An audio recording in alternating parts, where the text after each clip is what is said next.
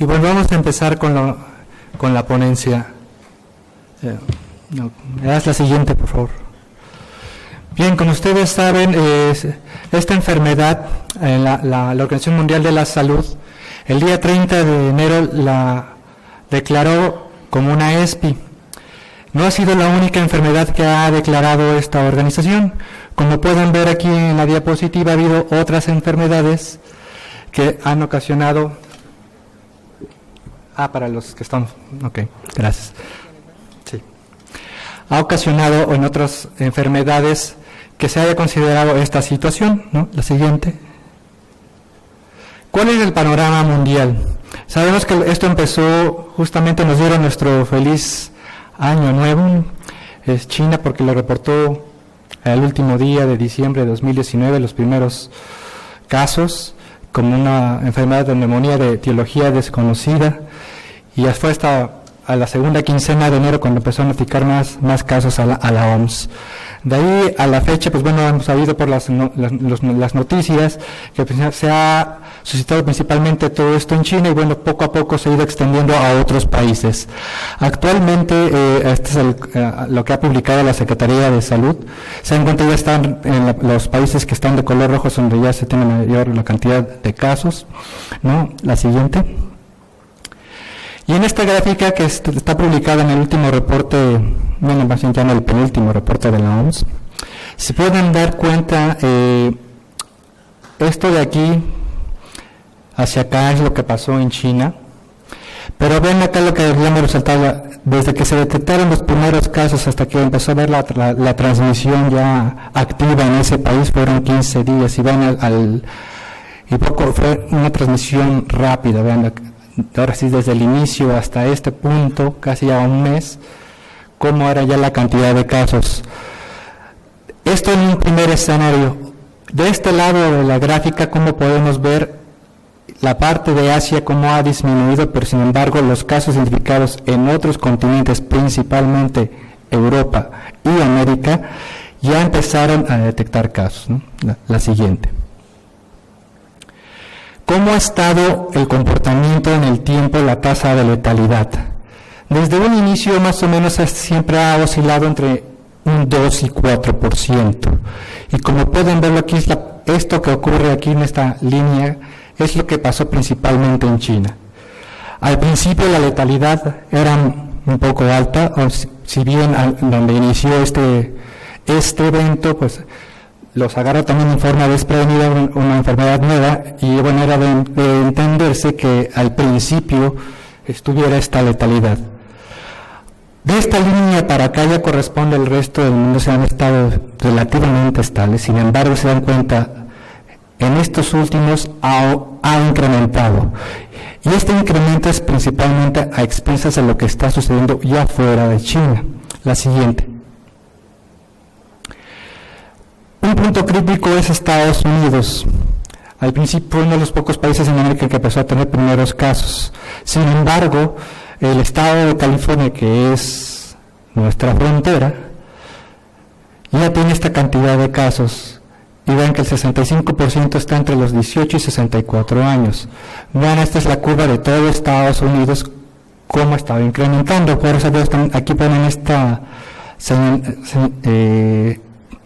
observación en que bueno, toda esta curva va a aumentar porque todas están por fecha de inicio de síntomas y están esperando pues, que caigan más casos. Entonces los últimos datos son preliminares. La siguiente. La siguiente, por favor. Y si recuerdan la gráfica de la letalidad que en los últimos periodos era en aumento, pues uno de los países que está contribuyendo a este fenómeno es Italia. Y vemos unas cosas y características que tiene este país. Vean que la mayor parte, una parte de la población está en zona urbana. Esta es la mediana de edad según su último censo que se encuentra ahí reportado. Pero vean, casi el 30% de su población es adulto mayor, que obviamente pueden tener algunas comorbilidades.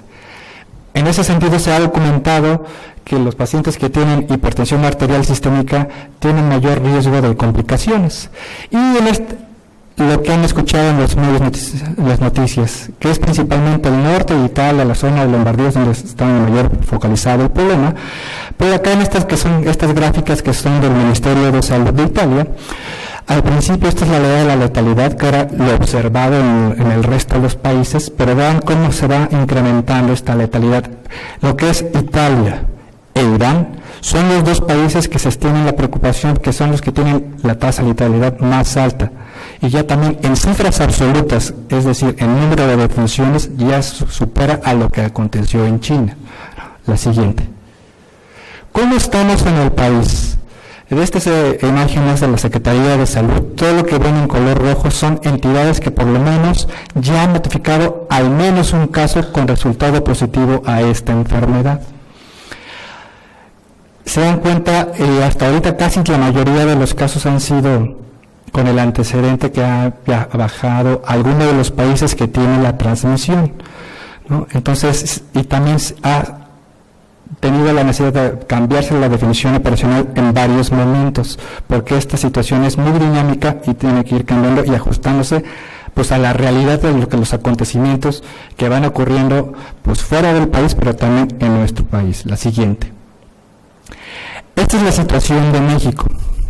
Como pueden ver, aquí en las flechas son los dos principales veces que se han cambiado la definición operacional, fue principalmente en la cantidad de países que se estaban involucrados. Aquí recordarán que había pocos países, acá se había extendido a mayor cantidad de países, donde principalmente el aumento, como pueden ver, es principalmente porque se incluyó Estados Unidos. Sin embargo, como pueden observar, pues ya sea de forma única o forma acumulada, pues la tendencia es evidente. La siguiente. ¿Cómo estamos en el IMSS? El IMSS ha contribuido en la notificación de estos pacientes. Afortunadamente, ahorita podemos decir que 9 de cada 10 ha sido de manejo ambulatorio, como ha sido casi en todo el reporte de los otros países, que la mayoría son ambulatorios. Por sexo realmente no hay gran diferencia. Sin embargo, hemos observado en los últimos días que este porcentaje cada vez va en aumento. Es decir, al inicio eran pacientes o personas que tenían el antecedente de haber viajado a algún país.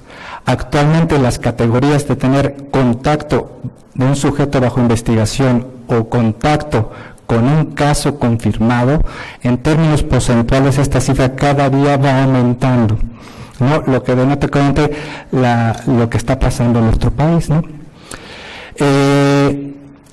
La mayoría que está en los países, la mayor parte son de Estados Unidos, y como pudieran ver, recordar el gráfico anterior, pues cómo fue ese aumento fue principalmente a Estados Unidos.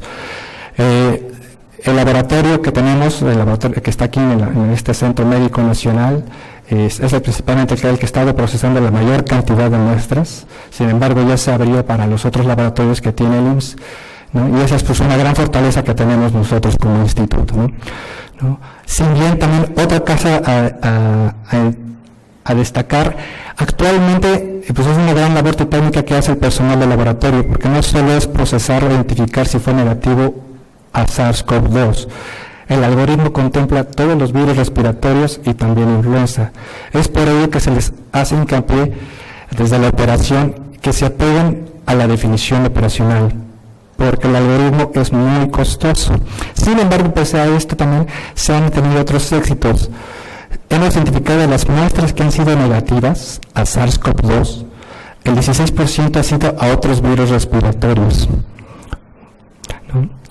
La siguiente.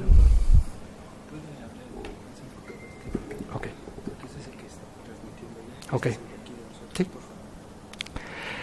Siguiendo con el panorama del instituto, esto es como lo pueden observar, ya se tienen resultados positivos en el IMSS, principalmente en Durango, la Ciudad de México, Querétaro, ¿no? Y también, como habrán conocido ayer en los medios, también ya se tiene la primera defunción en el instituto por esta enfermedad en el estado de Durango.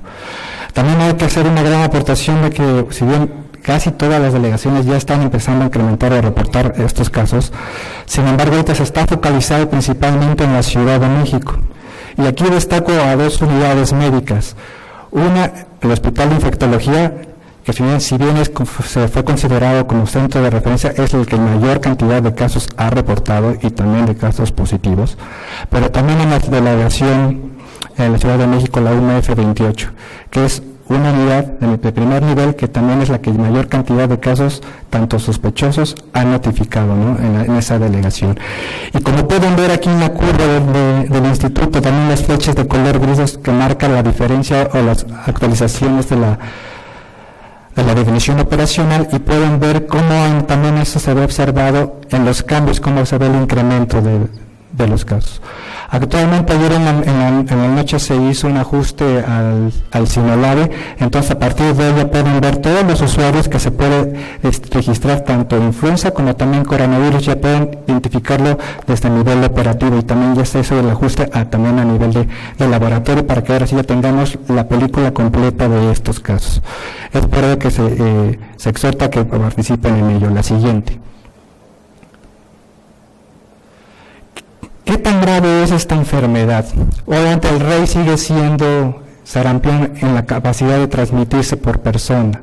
Sin embargo, como pueden ver aquí, está por debajo de otras dos enfermedades que también son respiratorias.